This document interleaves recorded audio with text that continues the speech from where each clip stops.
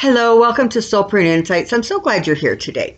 Today I want to talk about following your intuition. There's lots of words for that. Your instincts, your spidey sense, your gut feeling, that knowing. It comes from the solar plexus, which is yellow. It is strong. It is a fundamental and vibrant part of how we function and move through our world. The more in touch you are with that solar plexus energy, the easier it is to get to a place where you really can sort of trust those feelings. Well, how does that happen? Well, so you're trying to sort something out. You're trying to figure something. You're trying to make a decision or a choice. And one just feels like a little stronger or a little more right. And you follow that. And then you get the results you were looking for. And that assures you that, you know what, I actually can follow that sense, that feeling. So the next time, it's how much easier to follow the feeling. And as you do that, it gets stronger. You develop more trust in it. And it becomes almost instinctive, where it's not that you disregard facts. It's not that you don't listen to other people's opinions. It's just that you develop a knowing, an understanding that aspect of you really can trust. So, as most of you know, I do private readings. If you're interested, in the box below, you'll get the information. But it's always fascinating to me when I read for people, how often I will hear them say, yeah, that's what I feel. Yep, that resonates. That's what I was thinking. I thought that too. That feels right. It's because you already know. I mean, that's kind of the secret, if you will, right? You know this stuff. And very often when you're getting a reading, and trust me, there's nothing wrong with looking for confirmation until, you get, and frankly, I mean, I am not unskilled in this area. Trust me, I have somebody that I turn to for readings if I'm struggling with something or looking for something. So I guess what I'm saying is that even people who are sort of good at this, there are times when they are also looking for confirmation. So it's not a bad thing. But understand there is that sense that the answers are within. They are internal. And the more you can connect to that feeling, frankly, the more advantages you have, right? Because you are more in sync, you are more in touch, you are centered, and you're following the gifts of intuition that, frankly, you came here with, you were born with. They are an intrinsic part of you. And everybody has them, okay? Some people's are more developed than others, but everybody has them. You can watch even little children. And in fact, sometimes they're the best ones to watch, where, you go to introduce them to somebody and they just love them. Or you go to introduce them to somebody and they're hiding behind your leg. And it's not because they're necessarily shy most of the time, but it's because on some sort of level that, they don't have words for, they just know that they don't like the energy that is coming off of that person, or that it's not sitting well with them. Okay, so we come to the planet equipped with this skill. So part of the trick is just growing the skill, right? Honing it. So it almost always boils down to asking yourself the question. And it's the part of it's interesting because you get answers in such a vast variety of ways.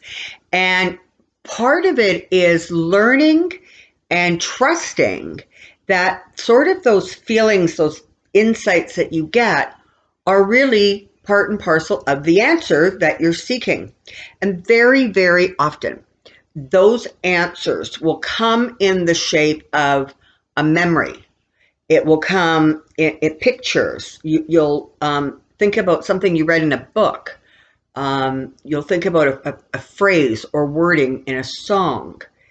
You're going to see kind of in your head or hear in your ears somebody that you know and love and trust, you know, talking to you. You know, very often it's going to be one of those, I can just hear my father, mother, grandfather, favorite aunt saying, this is the way to go. Those are instincts. That is how that information is being transmitted. And it's sort of a blend, if you will. It is a blend of that internal knowing and trusting, and it is part of the universe, your guides, your spirit guides, angels communicating with you. They often communicate through your solar plexus. So it in my experience anyways, it sort of is a little bit of both. And that's okay, right? I mean, that's great. However you get the answer, is how you get the answer, and that's like really, really okay. It's about developing the trust, and like I said, that happens just by practice. It happens by learning to trust the feelings, the senses, the ideas. You know this. The little kid who hides behind your leg, we do it as adults, right? We meet somebody and we just like them. We like their energy. We like the way they're talking. We like what they're saying. And you meet somebody else and you can just feel. You kind of go rigid and you kind of step back. Well, when you kind of feel rigid and you kind of step back, don't force yourself to step forward and decide that they're wonderful. They're not. Your instincts are saying, it's not that they're a bad person and you're a good person. What it's saying is, this isn't going to be a good fit for you. You're not going to gel. Okay. And sometimes we have to continue to be around that person or work with that person, in a work environment or a social situation. Maybe it is your sister's brother-in-law's cousin that you just, right? But the instinct or the knowing is telling you to be cautious. It's just sending out like a yellow flag, a caution flag, saying, be careful. You don't have to love and adore everybody. It's not a bad thing. It's a good thing because you're honoring your own internal self and your own messages. And you can use that instinct for an incredible, amazing array of situations and circumstances. And some of them are so mundane and so simple that you kind of almost you don't think to use them. Okay. So you can go, you're in a restaurant and you're looking at the menu, and this entree really, that looks pretty yummy, and you're thinking that's the way to go. But there's just something that makes you think, you know what, I really want it, but it just doesn't, I'm not feeling it. And you go further down and there's something else. And maybe that something else is a better choice for you. Maybe it's a healthier choice for you. Maybe it's not going to upset your tummy. So we do it, right? The trick is, do we follow it? Do we follow the instinct? Do we order the thing that looks really, really yummy and we want? Or do we follow that sense, that intuition that says, you know what, I know you want the steak, go with the chicken, right? So we can use this in all areas of our life. You know, do I need the vitamin C or should I rely on vitamin D? If you just still yourself and just go quiet and just ask the question, it's going to be surprising to you how often and how quickly you get the answer.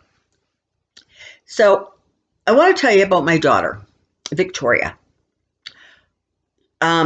She's lovely, and I adore her just as I adore my other daughter. But Victoria is that person who analyzes and she thinks, and she's very conscious of always making the right choice or the best choice. And because I'm an awesome mom, she will often turn to me and say, you know, what do you think? Should I do this or should I do that? Does this look better or does that look better?